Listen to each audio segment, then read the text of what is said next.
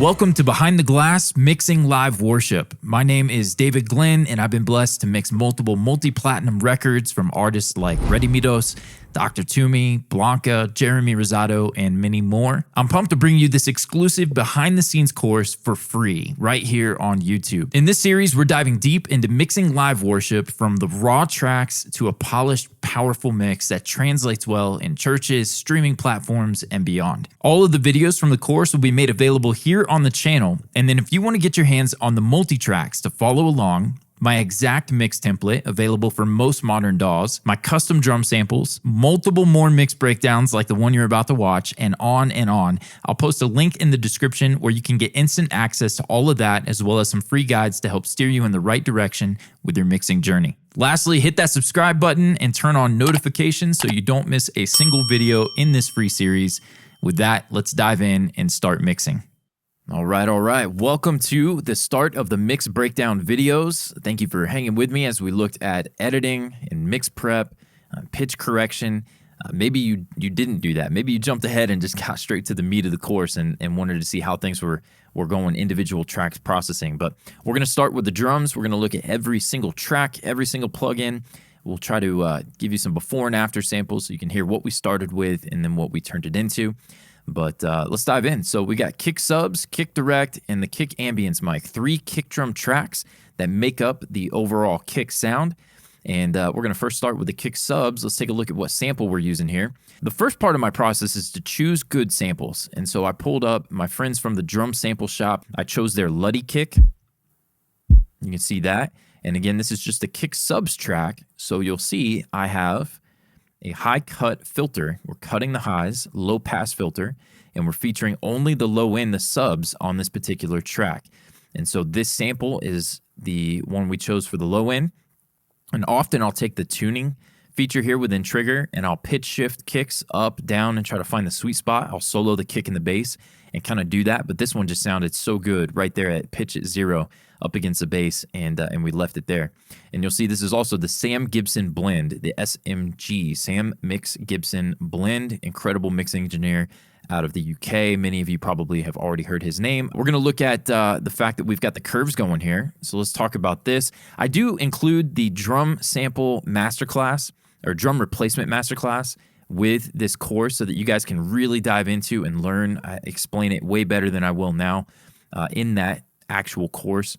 But we're going to go ahead and break down my settings. But then if you want to understand a little bit more of the why behind it and the how, I definitely will point you to that so that we don't make this video turn into like a 4-hour drum video. So showing off the settings, we've got some beautiful controls inside of Trigger. We start with the range controls.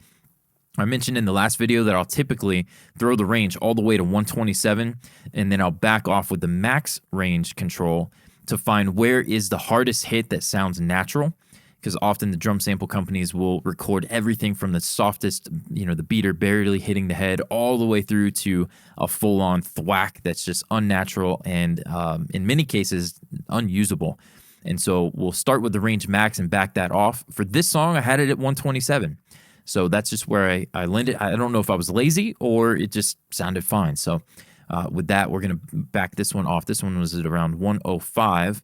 I will point out that often I will have, you see these 3 tracks here, I'll have my 2 or 3 tracks blending to create the kick drum, and that'll be the main sound. I like to mix the loudest sections first so that the last chorus of a song often, I like to go to the high point of the song, mix that like crazy, and then work it backwards and make adjustments to the softer sections like the verse or if there's a breakdown or something like that.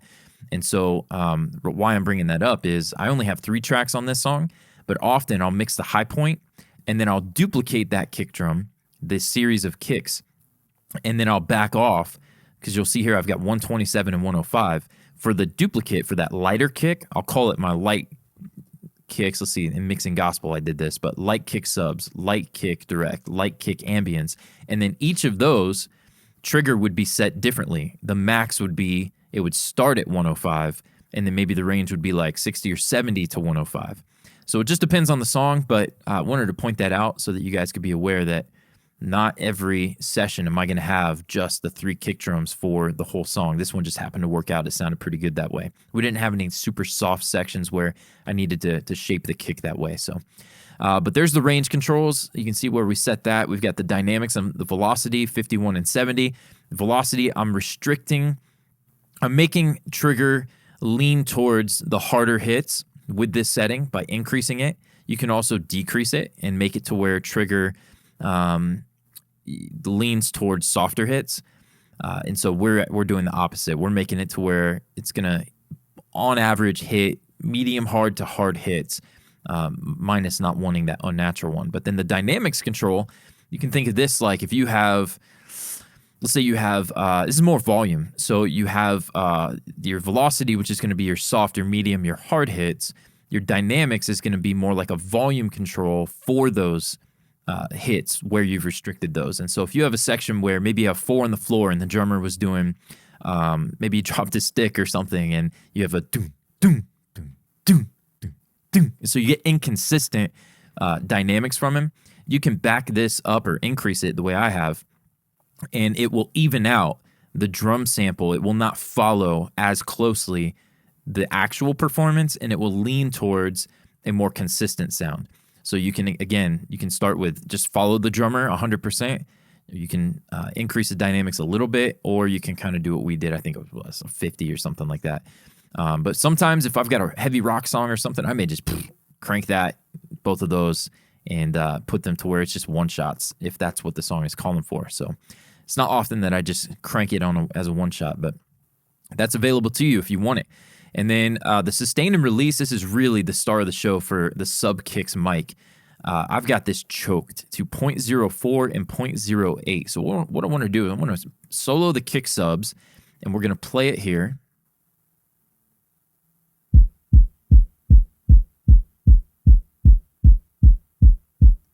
Okay, here's a good example where you got that kick, you got hits consistent, pretty close together. It's not a super fast song, but we've got some close hits there. Check out what happens whenever I put the sustain and release back where it was.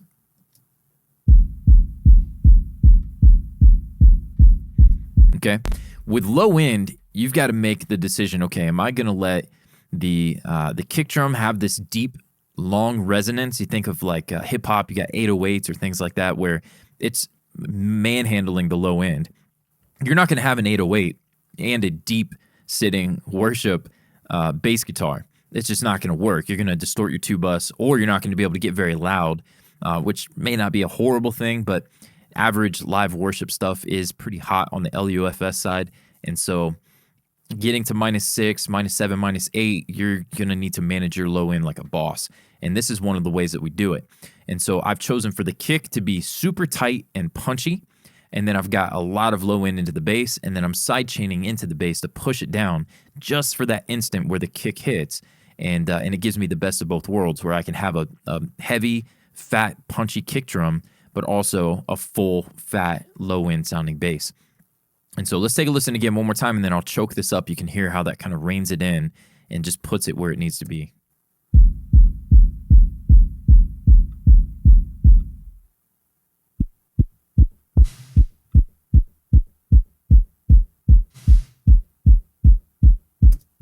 And that, to me, is all I needed from the kick subs.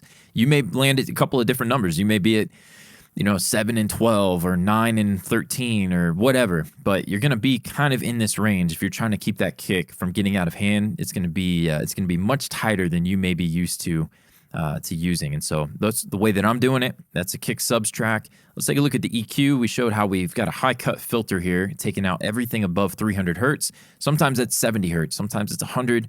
It just happens to land on 300 for this one. And then I'm pulling out 140 in the kick drum and wanted a little more of that fundamental. So 40 hertz, I love a deep tuned kick drum. I like it 40, 50 hertz, that to be where it resonates, and then shape the bass around that. But again, it just depends on the song. It depends on the fundamental of the kick, and then where I pitch shift that to, where we end up boosting here. But you can see mostly the main decision being made here is to isolate this particular kick drum to just serve as the sub kick. And so we're going to move on. Let's take a look at the next one, and this is the SMG Direct, and this is, again, a Sam Gibson blend. We're using the Luddy kick again. No pitch shifting here, but often that's a great tool, like I mentioned before. Let's go view the curves. And for this one, we've got a 0.6 and 0.9 and 5170. So pretty consistent to the first one. All the settings are about the same. And let's listen to just what that hit's given us.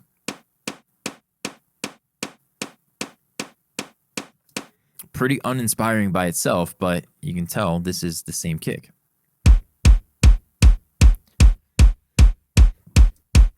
Pretty cool, right? So we've got the two blending together to create an awesome kick drum sound.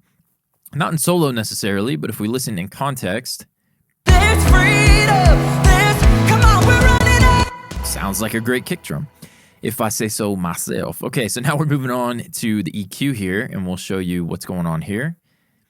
This guy, we were chasing a sound. Now, I got to be honest, I did not start with the kick subs track with the kick low end isolated. I started with this one, trying to make it sound the way that I wanted, and I found that I just, I needed to isolate it, mult it out, and create the kick subs track. And so you'll see these are not even in the picture.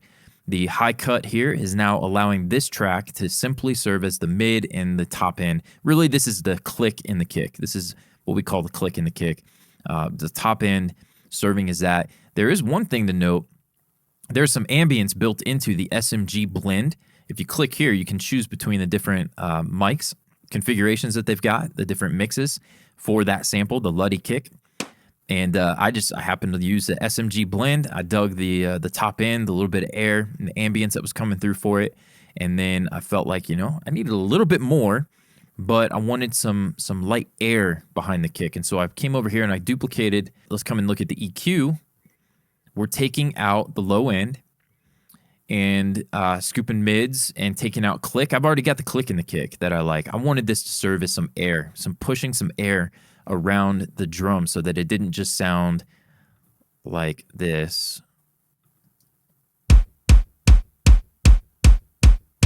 Right? There's a little pop EDM kind of vibe going on there. I wanted a little bit of air. We're missing a plug-in there. A phase is kind of weird, but that's the EQ. And honestly, it's a spaghetti mess. It's me chasing, taking out the click, the top end here again one more time. You know what? Let's throw this on. Let's take out, where do we have our high cut? Somewhere like 150, yeah. Okay. So 160 or so, and let's bypass that one. This is what it would be like without all my spaghetti mess.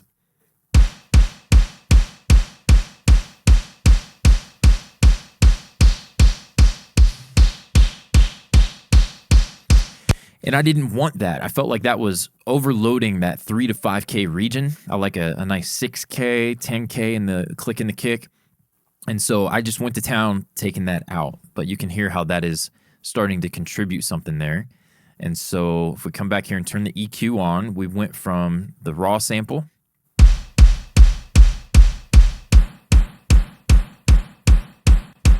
to that. Okay. And so just this sustain, the decay, the air is what I wanted. And then I thought, I need to do something a little bit more to it. So I blended 35% of the Valhalla Room. This is the D plate. Let's take a listen to that.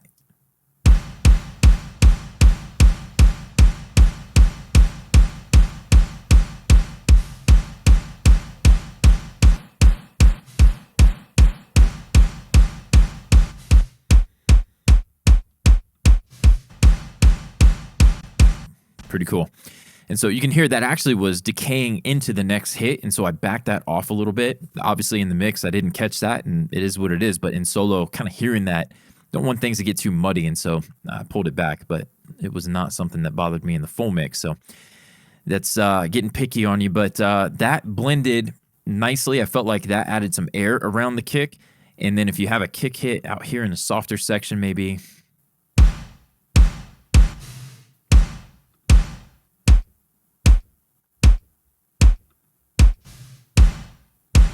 Cool.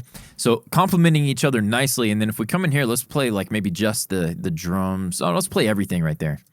Healing here. I'm running out of the grave. I'm running out of the grave. Stronghold, it's time that you break. 'Cause there's freedom.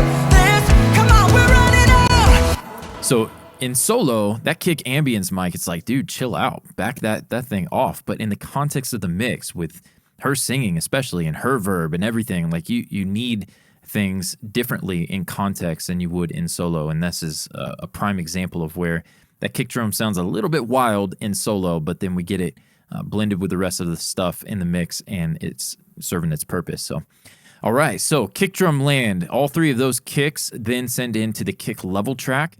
And for this song, I didn't do anything crazy. Usually I've got CLA drums. I like the way that the click in the kick sounds when you process it through CLA. Additional EQ often, sometimes saturation, sometimes compression. Just depends, maybe parallel compression. I really dug the way that kick sounded, and the only thing I did to it was put the snare sidechain Pro MB preset on it. And if we come out to the end, let's find ourselves a section where I want to say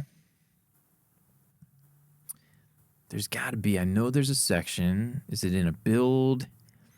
Tell you what, let's pull the snare up underneath the kick drum, and we're going to look for a spot where they hit at the same time, because this is an important lesson that I think, right there, is going to help you. Right there, right there, right there. Okay, so let's select this right here.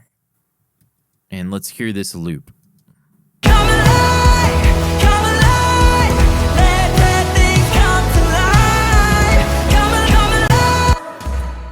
alive. Okay, so for the times when the kick drum and the snare hit together, I like to mix the kick and snare pretty hot. Kick, snare, bass, vocal, man, I mix pretty aggressive. And when you do that, if you do that, you can have overs, especially when you have a deep tuned snare and the fundamental lives so low. Having them loud in the mix can cause distortion with your 2-bus or cause problems in mastering. And so one of the ways that I prevent both of them from doing that, from overloading the mix, having all that energy hit at the same time, is I take and I choose, who do I want to win that battle? Well, often I want the snare to win the top end battle, mid-range, low fundamental of the snare, but I want the kick to win the sub battle. Well, there's no subs in the snare, so I don't have to worry about doing anything for that. But everything above 100 hertz in the kick drum, remember my fundamental is living probably 40, 50 hertz in this kick drum. Everything above 100 hertz is getting smashed down by this compressor on the kick drum when the snare hits. So if we come here, let's maybe select everything from here to there. Will it give it to us?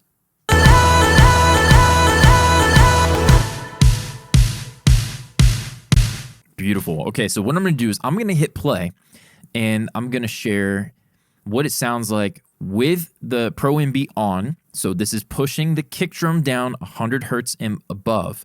See on the kick level track here, that's where this Pro MB is at.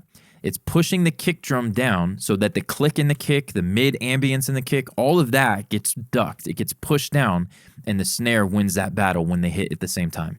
So here's with it on, and then I'll turn it off.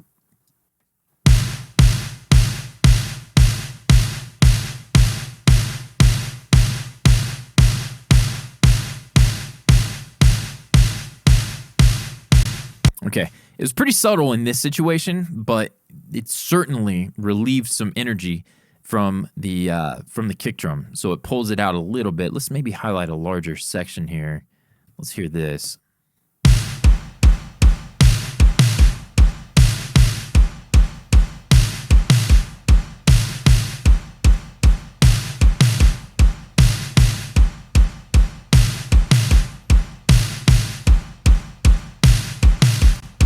Cool. So probably one of the more subtle uses of this effect, but a 4 on the floor groove where like the whole song's 4 on the floor, man, this could be huge for you. It can definitely help you maintain the low end from the kick, but let the snare dominate the top end. The other area where this is huge, maybe even more so than the sonic energy that it's putting out, is if you have unedited drums where the kick and the snare, you can see here, and we talked about this in our drum editing video, they're right on top of each other, right? So we're not getting any flamming. Man, OCD is real, and I've got it, and going through and making sure that the kick and the snare are not boom, boom, boom, causing that fluttering flam, right? If that is happening in a live situation, I use this all the time in my live stream template, and this is going to allow that to prevent that. This is going to make sure that when the kick and the snare hit at the same time, you're going to get you won't get flaming between the click and the kick, and the top end and the snare. The snare is going to push the kick down.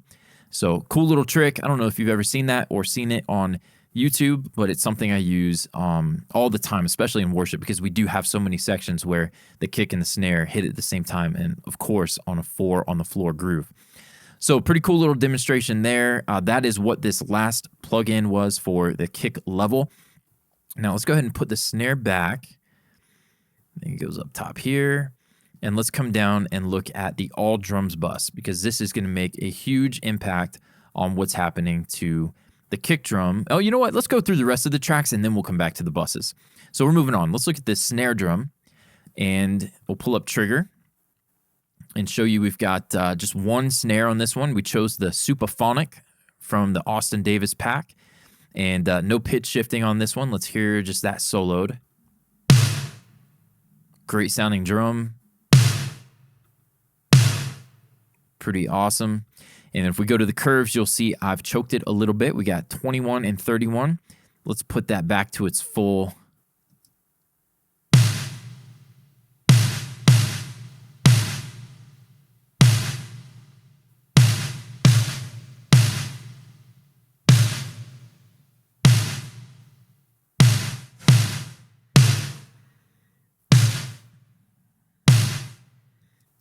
Pretty cool. So you can hear the decay. I didn't want all that extra decay from my main snare drum sound. I wanted to get that from sending it into particular verbs that I like, that I use.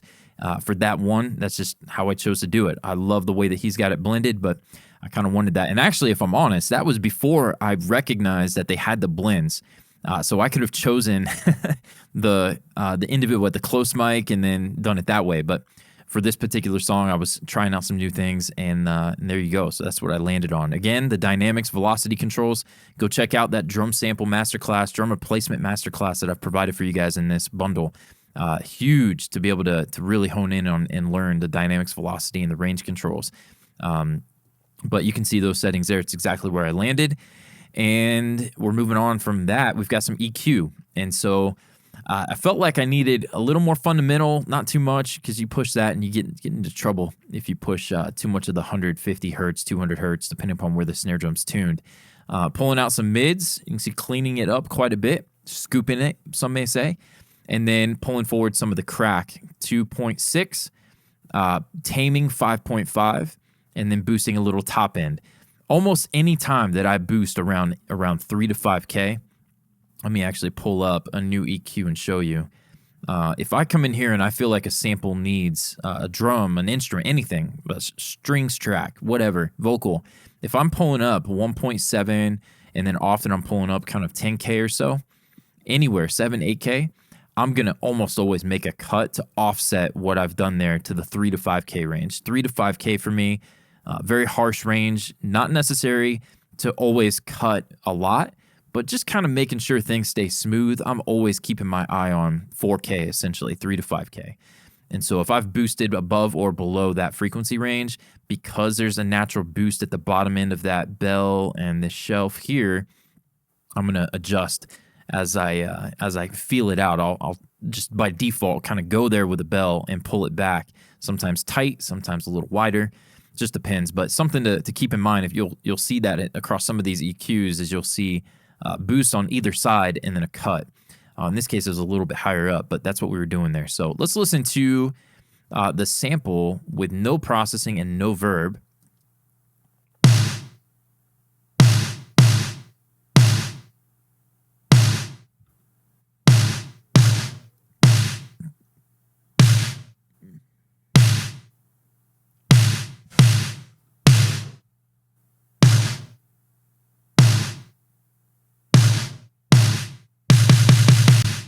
Yeah, so a little more scooped, a little less boxy, making room for vocals and anything that's going to live in the mid-range there. I don't need the snare taking up too much in the mids. And if you reference multitracks.com from some of the top mixers, you're going to notice that not many of them have very much in the mid-range for snare drums.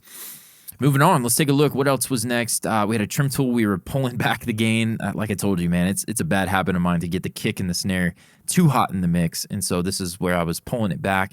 And then I don't know that I've ever done this before, but I used the Cush Clariphonic and added top end to this snare drum. Let's hear what it's doing.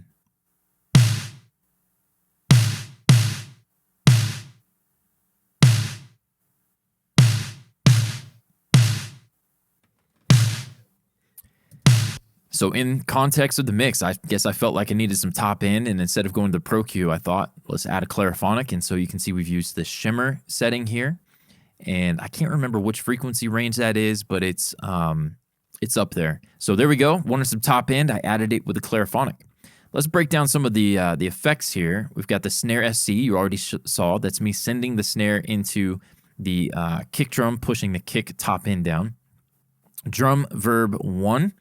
We're going to come down and show you the Valhalla plate, couple of seconds decay time, and no pre-delay on this one. And this one we're gating, if I remember correctly. Yeah, we got a gate, just a Pro Tools stock gate, and then an EQ following up. They're taming some of the 3 to 5K that I talked about, but then boosting a little bit above. So practicing what I preach there. If I'm boosting above or below 3 to 5K, I'm almost always making a cut at 3K or so. And let's hear what that sounds like. Here's without it.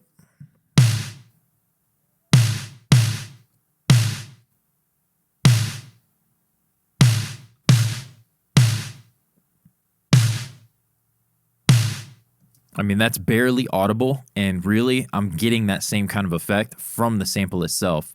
Because I've choked it, I'm kind of choking it and giving it a gated verb vibe from Sam's mix of his sample. Next up, let's check out drum verb 2? Let's hear that one.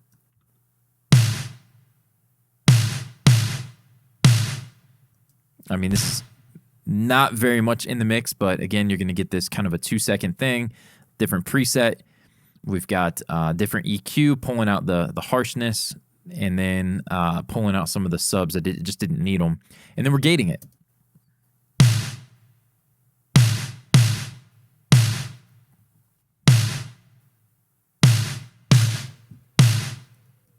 Pretty cool sound, but again, not featuring it so much in this mix because we already had the blends in the actual sample itself.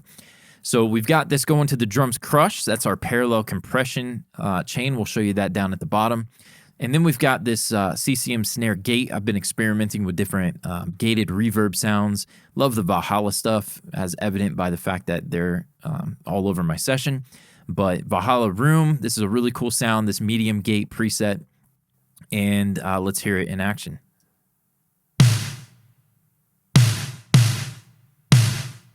Okay, let's turn all of them off. The first couple weren't really a big deal, but check this one out just by itself, and then I'll turn it off so you can hear what's going on. Here's the send. I'll mute the send after we listen a couple hits.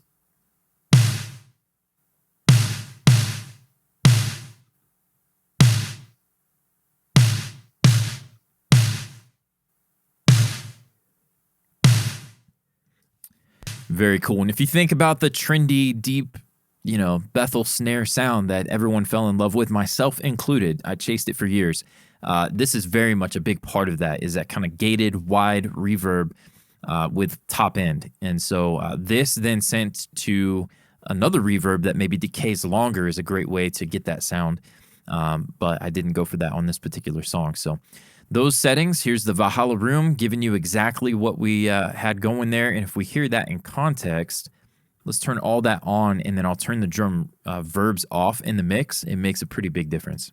Come alive, let things come to life. Come alive, let dry bones come alive. Come alive, let dead things come to life. Come alive,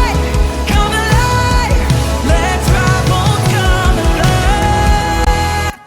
Yeah, so the snare kind of gets smaller. And it doesn't take up as much width. It doesn't feel as live. It just feels like a direct, still okay, but a little bit pokey instead of having substance and size. So there's a quick walkthrough of that. I did also EQ that snare gate. I don't think I showed you that, but we're boosting top end. Again, kind of referencing Bethel, the Belonging Co., any of that kind of stuff. You tend to hear some of the high-end sizzle in the snare gated verbs. And so that's me chasing that sound right there and kind of pulling back, again, the harshness. I don't like that. So anytime boost in there, cutting. And just trying to chase that sound there. Next up, we have the Ghosts track. I love to break out the ghost notes or anytime where the drummer is being more dynamic with the snare. I want to make sure I respect that performance, and so I pull that into its own track. I call it the Deep Ghosts, but essentially it's the same snare drum. Actually, it was not the same snare drum on this particular record. We used the Luke, the V1, and the Rogers Maple we didn't use. But we've got that one for the ghosting and the blends. Come alive, let's ride. Come on, So we're getting the punch, the dominant snare sound from up here, but then we're using the Luke V1 sample for our ghost notes, and it's a more dynamic setting as well. Let's come out here. I think we have a couple. Maybe where it's no. I guess we use the snare bottom mic for the rolls.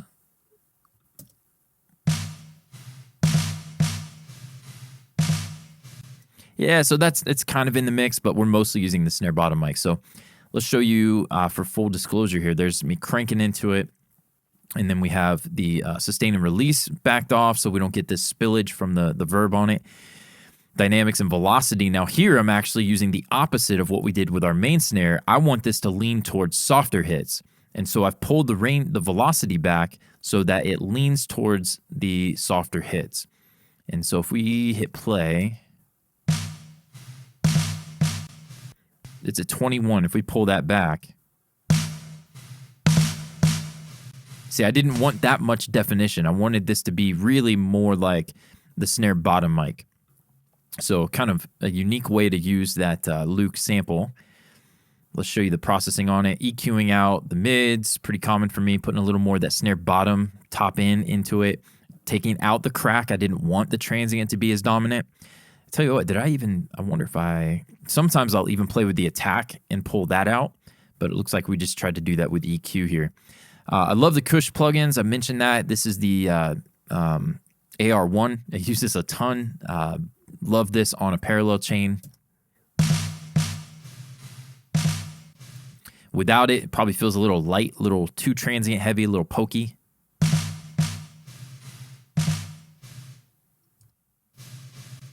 Maybe a better section to show that off is the crescendo here. That's without it, and then with it.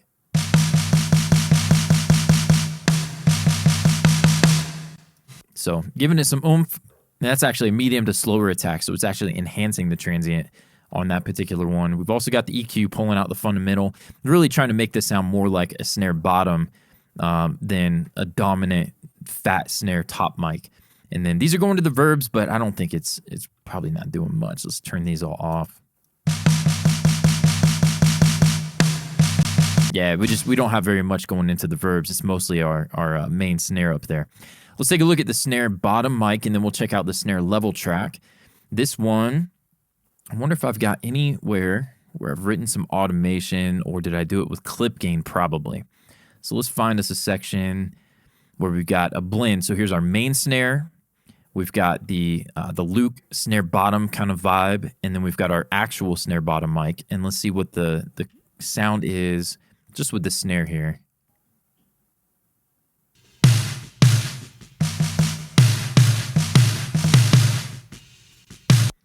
Yeah, so if we were to just rock let's turn off what we've created with the Ghost and the snare bottom mic.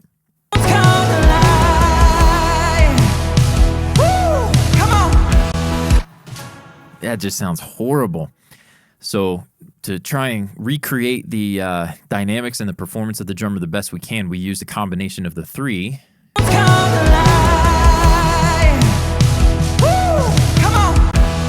Something got moved or slid out of time there. I'm not sure what just happened, but we're using this particular session for the lesson, so we won't worry about that. Maybe come out.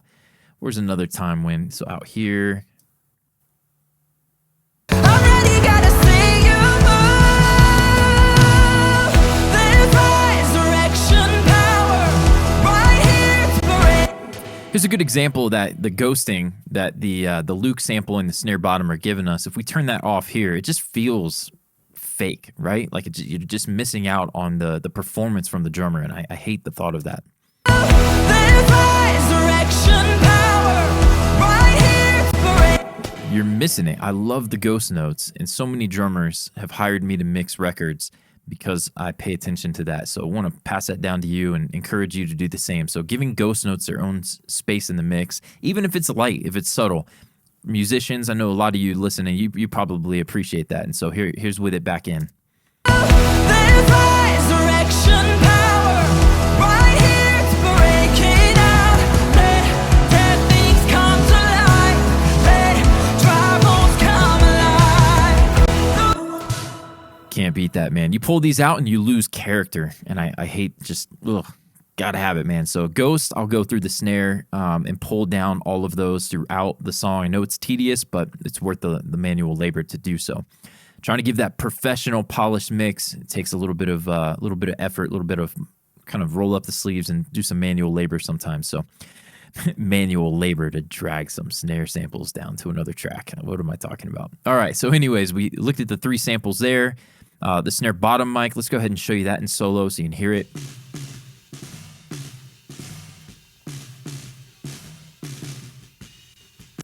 Cool. So it's in there, but it's not super loud. We're boosting the fundamental, boosting top end, sucking mids. And then this is something I did a couple projects ago. I started doing this, and it's using the snare top to push down the snare bottom.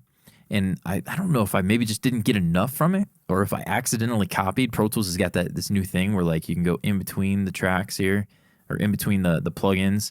I don't know if maybe I did that by mistake and then kept it, but let's take a listen without any processing.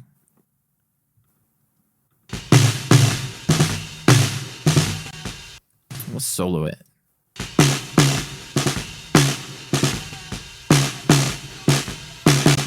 And then with the EQ, it's going to get quite a bit.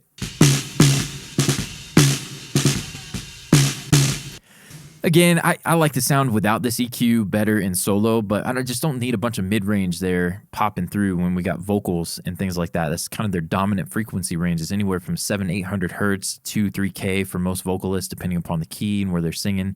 But let's take a look now with the Pro MB on.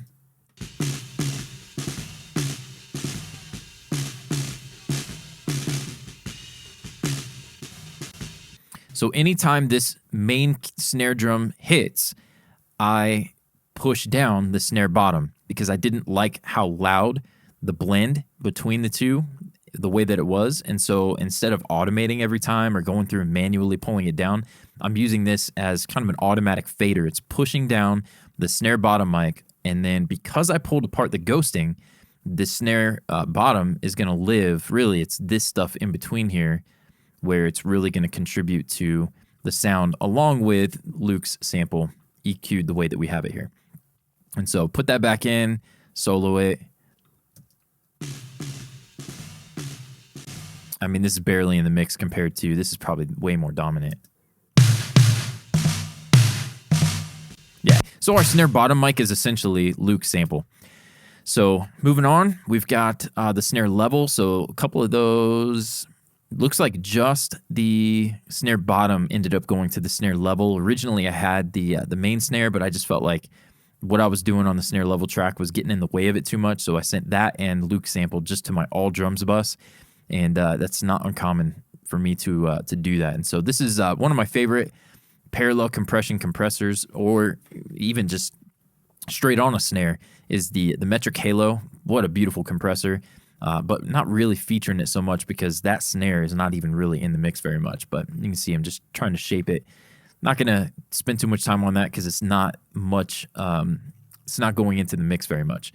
Next up, we have the drum verbs. We showed you those settings.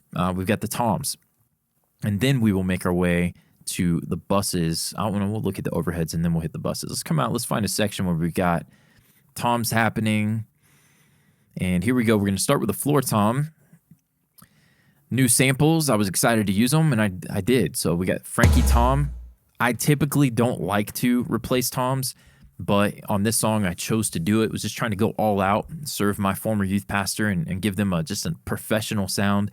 And I felt like this gave a more polished tone to the drums compared to the live. Were fine, and if I'm doing, time's tight, I may just use the lives. But it was pretty cool to experiment with Austin Davis samples, and I chose the Frankie Tom, the 16-inch. You can see we're panning it off to the right a little bit, and then I've choked it a little bit. So I love that they give you the full amount of sustain from these toms. What was that, 22 and 70? Let's go grab just like the last hit here.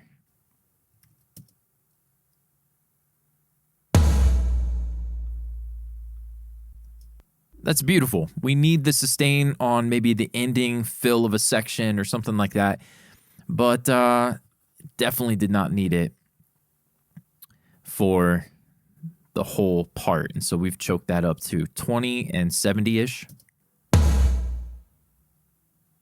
And that will serve the song much better, especially when they're hitting close together.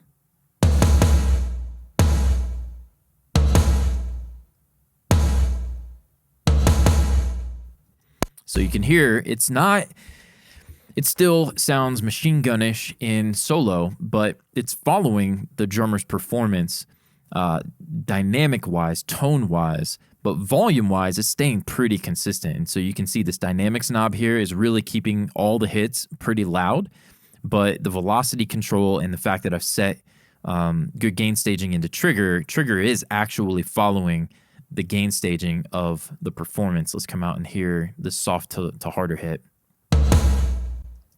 Okay, so it gets a little louder, but for the most part, you're going to hear those two hits in the context of the mix now. Let's back it up a little bit. Come on, we come alive in him. Yeah, so in the context of the mix, that sounds like a softer to a harder hit. It doesn't sound like a da-da, robotic machine gun, same exact sound, just fake. It sounds better. So that's why we've got these settings set up the way that we have them. And the other option would be, what are we at here? We're at 0. So let's go to 127. So now this should be the same hit both times. Yeah, compared to... Yeah, so you get a little bit different tone from the individual hits.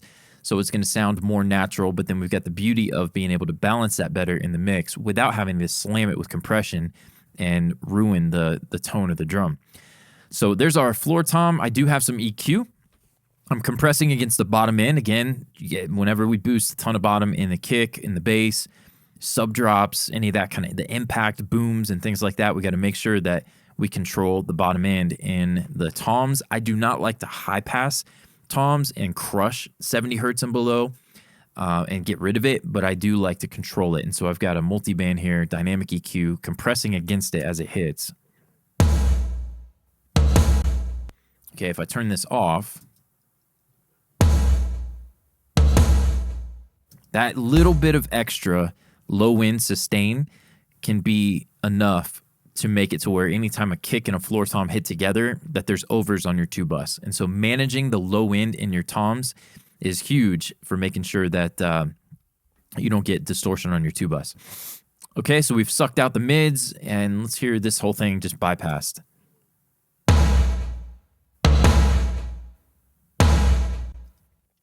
Very boxy, more focused in that 1K, 3K range. Here we have a nice scooped. Now it's taken up the space that we need it to. It's got the low mids, the lows, and a little bit of that stick hitting the head coming through. And we got a beautiful tom sound there. Same thing happening with our rack tom. You can see over here, panned off to the left a little bit. This one I did not choke the sustain and release. Let's hear, did I make a mistake maybe? Let's come out and find ourselves.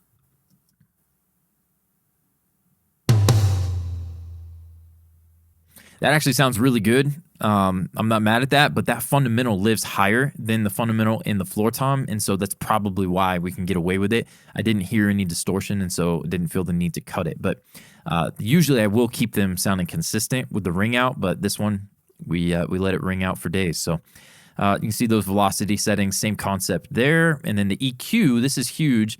You can see like the fundamental of this rack tom is higher than the floor, and so the low end control is shifted up to around 100 hertz.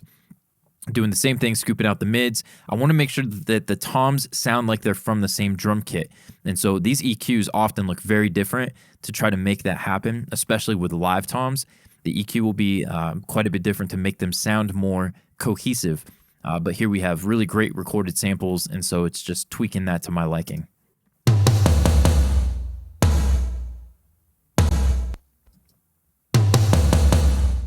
Yeah, so very much sound similar. Let's hear it without any EQ. Sounds pretty good without the EQ too, but I don't need all that mid-range. The toms are going to the toms bus, and we've got VMR. It's been on my template for a long time. VCC with the SSL Brick 4KE. We have EQ. Got a little bit ahead of myself, so pulling back some of the subs. Let's take this off and hear the difference. Oh, sounds so good, but when a kick hits, it's gonna over.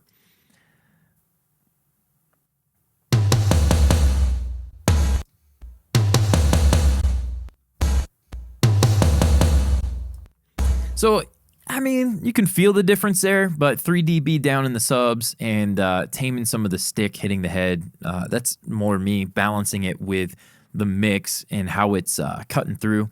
It's kind of taming the top end there so it's not too bright, not get the stick hitting. It can be pretty obnoxious whenever they're super bright. I'm not a big fan of super bright toms. And next up we have the Studer.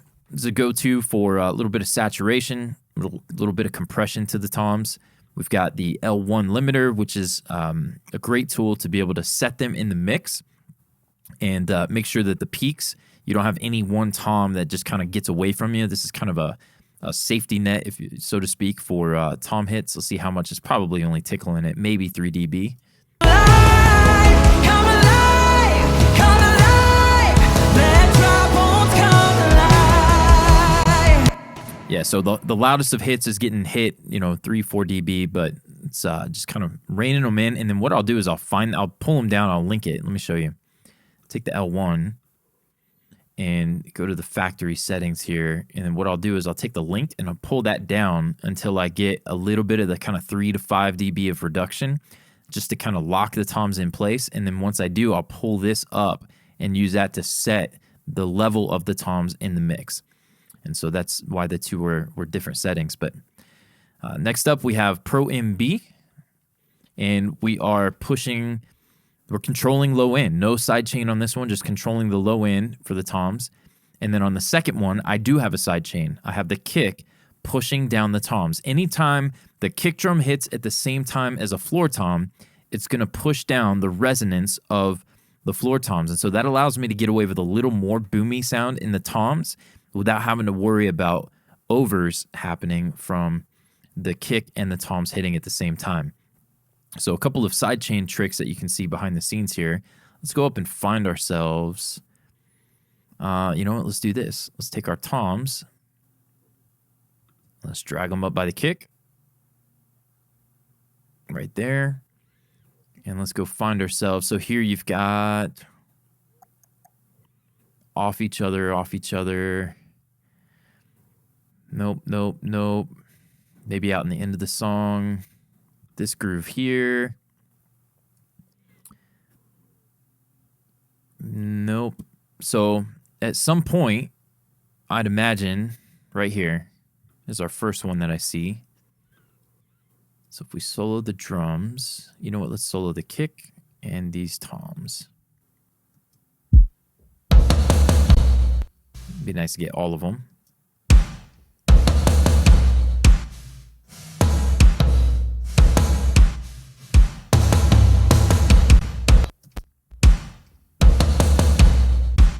Yeah, so you can see right there, whenever they hit at the same time, that fill on the floor tom, the kick hits, And this next kick that's going to hit right here, the floor tom is still resonating there.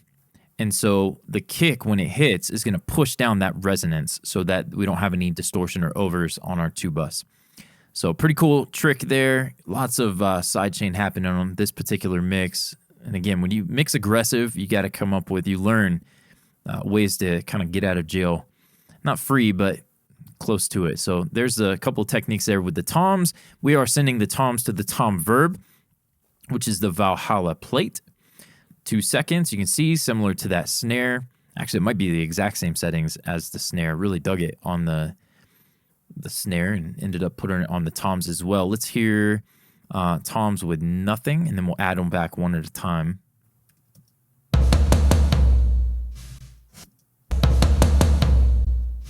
Tom verb. Yeah, so getting that kind of non-lin gated tom smackaroo from this one, and it is gated, so you can see. Sounds great. Turn that off. Love the tom sounds, but this just takes it to another level in the mix. Help that smack, that stick hitting the head come through. Then we have drum verb 2, which was the drum verb that's not gated, it's extended.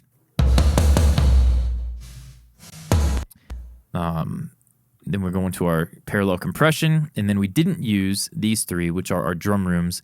I had enough room sound from the samples themselves and those 2 right there that we didn't need it. Moving on, let's look at the overheads. We've got a plugin that I really, really like using. It can be a crutch, but speed, efficiency, serving clients, getting the mix done beautifully, but also in record time is good business. And so we'll look at that one here in a second. But the basic move that I made to the overheads was to clean them up with EQ. We got some high-pass filter happening. Don't need a bunch of low end from the overheads for this genre, for what I'm doing, basically turning them into cymbal mics. But here's the overheads before any processing and no verb.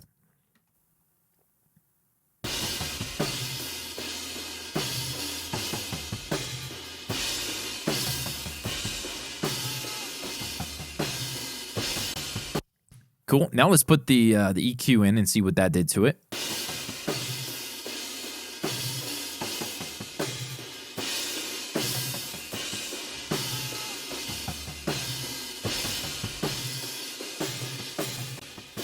Very subtle, but just a tiny bit of low end that was in there. It's gone, so we're not conflicting with anything in the kick or the bass. And then we're pulling out some of the frequencies that I didn't like. 1K, 3K, 4K, pretty common. And then I didn't like them being super bright, so dulled them a little bit there. And then next up, plugin I was just mentioning, huge fan of the STL Tones Control Hub. And this one, they have a subscription for this with a bunch of like artist packs and things. And one of the ones I got was Jeff Giuliano. And look, he's doing basically what we were just doing, was taking out the deep lows. The compression is very nice on this. It'll show you, it's got some tube color, the Fairchild 670 for the compression, and then he's got some EQ from a Pro Q3 behind the scenes. And then this EQ here, this colors, dynamics, whatever's going on. So pretty cool plugin. Definitely check them out. Give them a look. It looks like I got an update to do. But here's without it.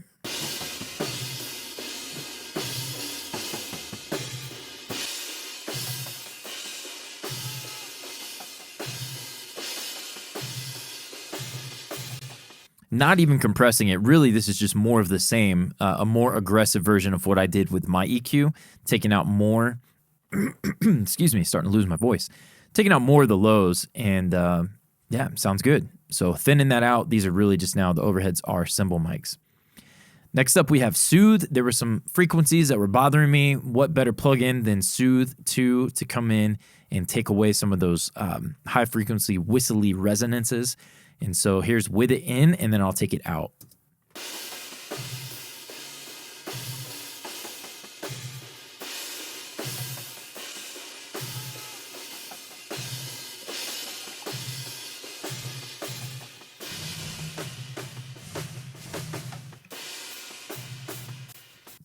One more time.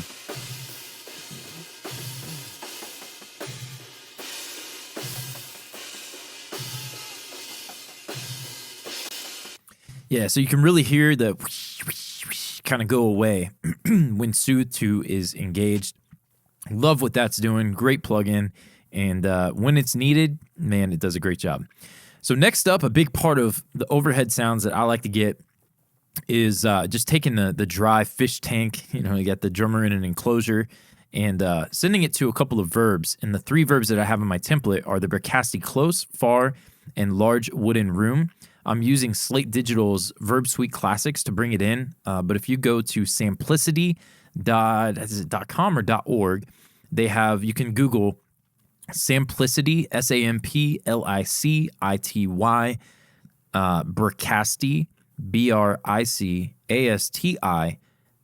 Bricastiirs. And if you Google that, you can download those in if you don't have the Slate subscription, but you want to use these same tones, you can download the IRs. It's donationware. I think he even just gives them away for free now. He used to say, hey, donate and you get it. But you can go check those out. These are great. I've used these for 10 years. I mean, it's been a long time that I've just loved these, and I keep using them because they sound great. Studio Be Close is about a half-second decay. And let's take a listen maybe one at a time to each of these. Here's with nothing, and then I'll blend it in.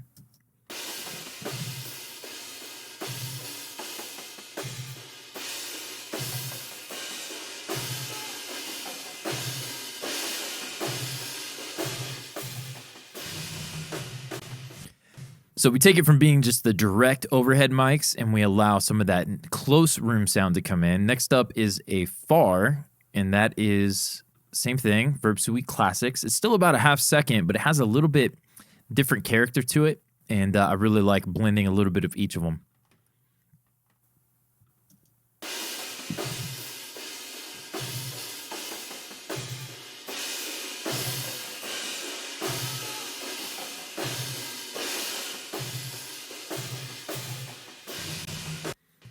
Cool, and then I'll play them all together and then bypass it at the end, and you'll hear it. It's a pretty big deal.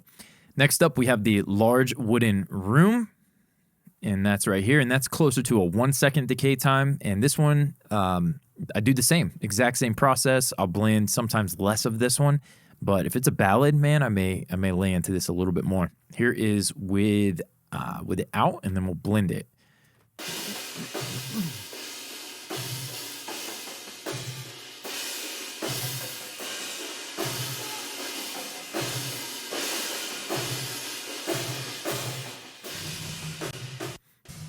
So now let's play all of them in, and then I'll turn them all off, and you'll hear the overhead just kind of crash down. They'll become stale and just direct. And then I'll turn off the processing so we can hear the difference before all of it.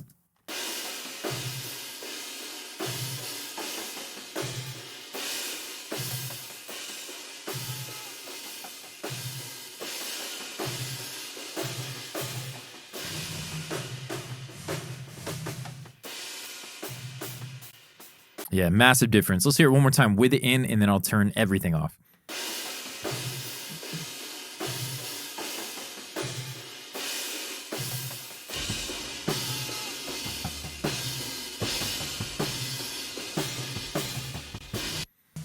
So pretty massive improvement to that, if I say so myself, just cleaning them up, getting rid of the lows, focusing them on the overhead mics, the cymbals, and then giving it some space because there were no room mics necessarily for the actual drums. So kind of creating that, emulating being recorded in a studio there.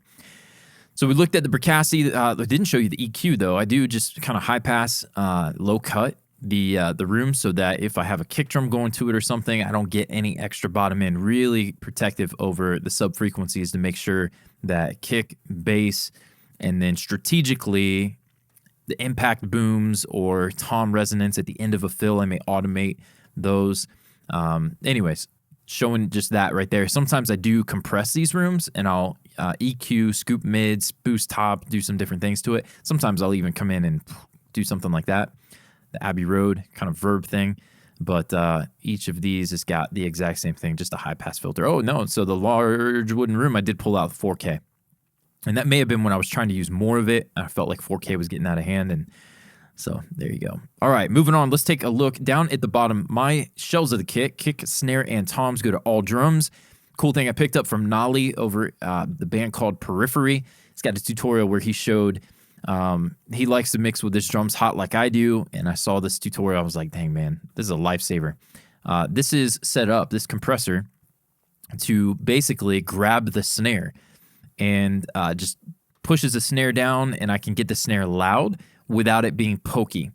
And so this, even though the kick and the toms are going to this, you'll see it's only the snare that's really getting hit, and it's about 3 dB or so. Check this out. Come alive, come alive, let dead things come to life. Come alive, come alive.